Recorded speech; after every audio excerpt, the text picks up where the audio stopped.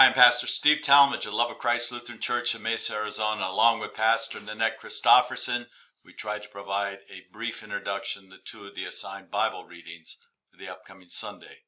In this video, we're going to take a look at the Old Testament first lesson for Sunday, August 31st, 2025, a very brief reading from Proverbs 25, verse 6 and through 7a.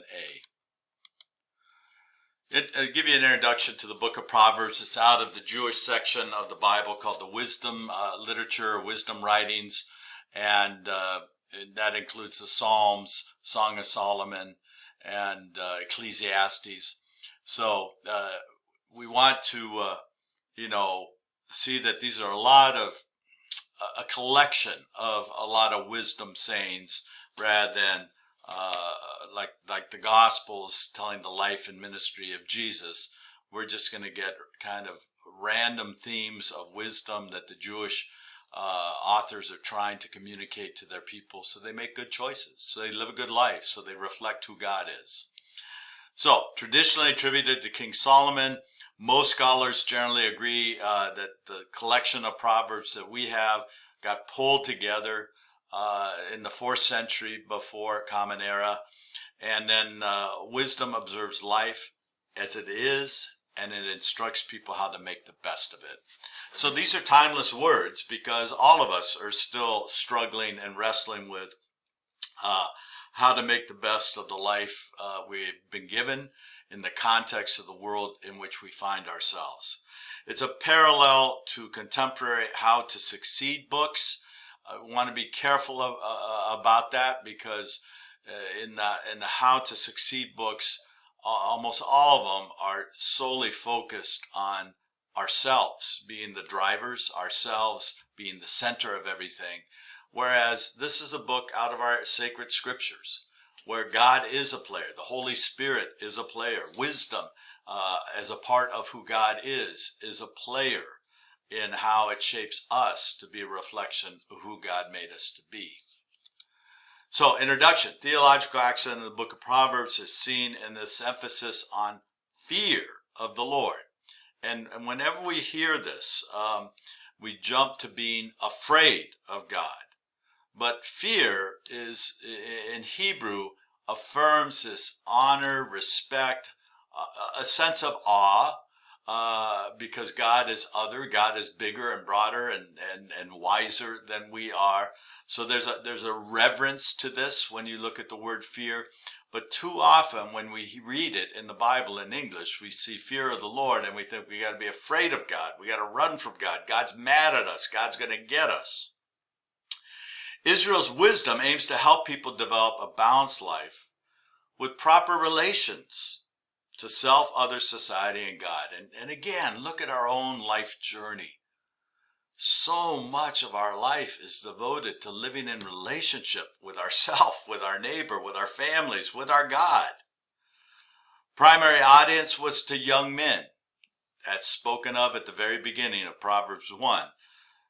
It's directed to young men to help them live successful and sensible lives. And that's the benefit of being around elders, being around people who've lived life a little further along than we have, is they can reflect on the life that they've had. And for most of us, we have become most wise through the hardest, most challenging, most difficult times of our life, and often through our own failures.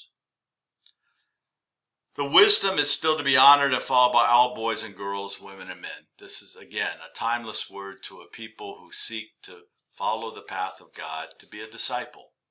Outline of the book, I give you a little outline here. You see chapter 1 through chapter 9, we have the worth of wisdom. There's value in being wise. And some of us have learned that painful lesson.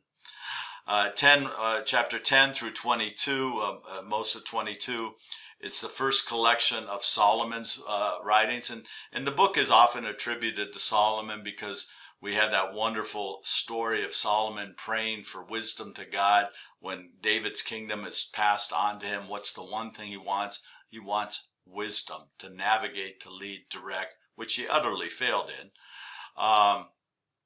But we have these attributed to Solomon.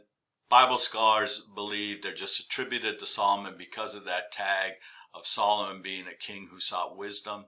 Then we have a couple of chapters through 24 of sayings of the wise. So from the Jewish community, there's a collection. Then we have 4 chapters, 25 through 29, another collection of Solomon copied by Hezekiah's officials. Hezekiah is a book in our Old Testament Jewish Bible.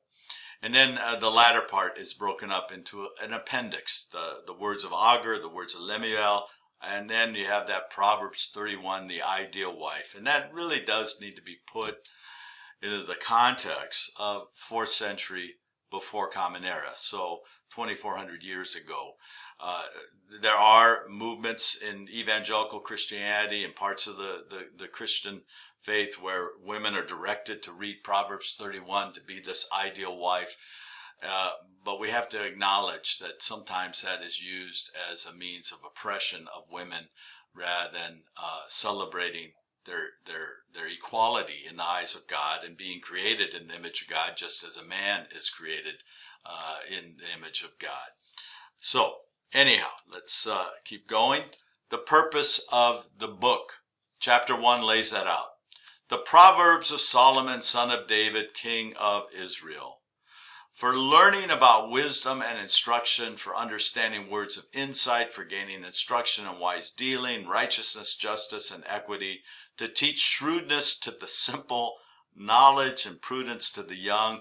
Let the wise also hear and gain in learning, and the discerning acquire skill, to understand a proverb and a figure, the words of the wise and their riddles. The fear of the Lord is the beginning of knowledge. Fools despise wisdom and instruction. So you can read over that passage again, chapter 1, verses 1 to 7.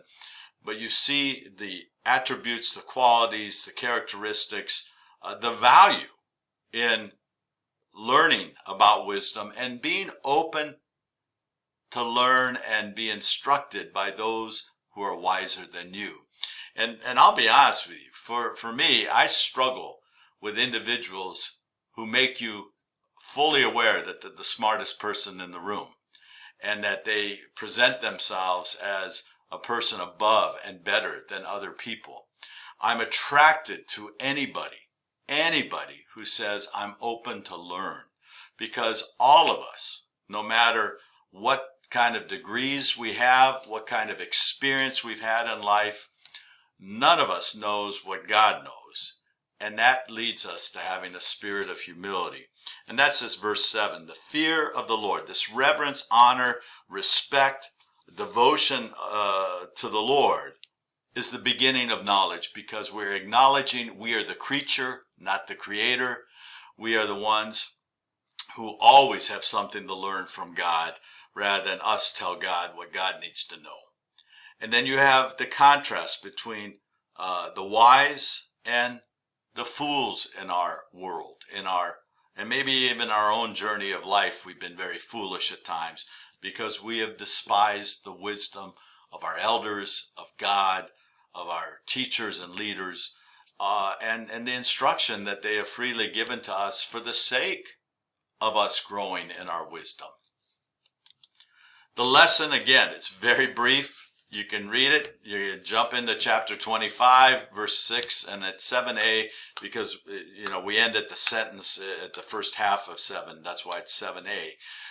Do not put yourself forward in the king's presence or stand in the place of the great. For it is better to be told, come up here, than to be put lower in the presence of a noble. And this is picked for the lectionary reading this week because it links to Jesus' story that he's going to tell in our reading from Luke this week. But again, the wisdom here is to know your place. And when you come into a place where there are different people of position, status, influence, relationship to the host, it is wiser for you to find direction of where you are to be seated rather than to assume, oh, I'm going to be in the place of honor next to the host, or I'm going to be in this spot. And so it is better to be told, come up here, than to be said, get out of your seat and go back down there. So reflect on this little wise saying, but more than that, take some time and read the book of Proverbs and see what wisdom the Holy Spirit wants maybe you to hear and receive in your life, and how timeless these words really are. Thanks for watching. God bless.